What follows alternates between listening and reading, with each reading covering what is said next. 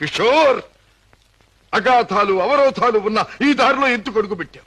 ఏమి సాధించాలని అడుగుపెట్టావు? నేను ఇలా మారడానికి, ఈ దారిలోకి రావడానికి కారకులు మీ నాన్నగారు. షోర్, అవును, డబ్బులే నేను పద్మను ప్రేమించానని తెలిసి మీ నాన్న మా ఇంటికి వచ్చాడు.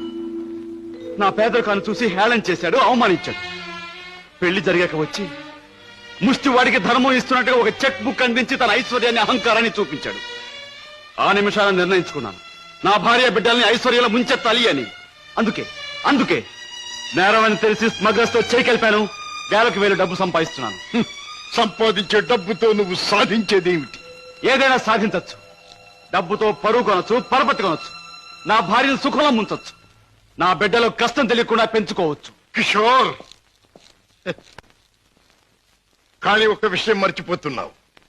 ఎదిగిన నీ బిడ్డ నువ్వు ఈ డబ్బు ఎలా సంపాదించావో తెలిస్తే నిన్ను చూచి అసహ్యం నీకు దూరం అవుతా. అప్పుడు ఈ సొమ్మేది సాయపడదు. పోలీసులకి నువ్వు పట్టుబడ్డ రోజున అవమానంతో నీ భార్య బిడ్డలు తల వంచుకుంటారు. అప్పుడు ఐశ్వర్యం నీకెందుకు పనికిరాదు. నువ్వు తిరిగే చెడ్డదారుల్లో ఆ చెడ్డవాళ్ల వల్లే నువ్వు కుక్క చావు చచ్చిన రోజున ఈ ధనం నిన్నేమీ కాపాడలేదు. రాజా, నీకు ముందు ఇదే మార్గంలో నడిచిన ఒక పెద్ద మనిషి బ్రతుకు ఉదాహరణగా తీసి చూసుకో. ఆస్తిపాస్తులు ఎంత ఉన్నా కొడుకు కాదనిపోయాడు.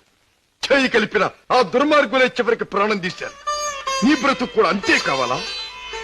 నీ కథ అలాగే ముగవాలా? అలా జరగటానికి వీల్లేదు. నా చెల్లెలికి అన్యాయం జరగటానికి వీల్లేదు. అందుకే ఆ ముఠా అంతం కావాలి.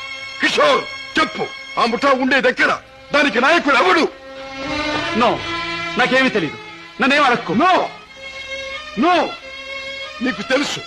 నా పగ సాధించడానికి, నా లక్ష్యం నెరవేరటానికి ఈ నిజం నాకు తెలియాలి. చెప్పు.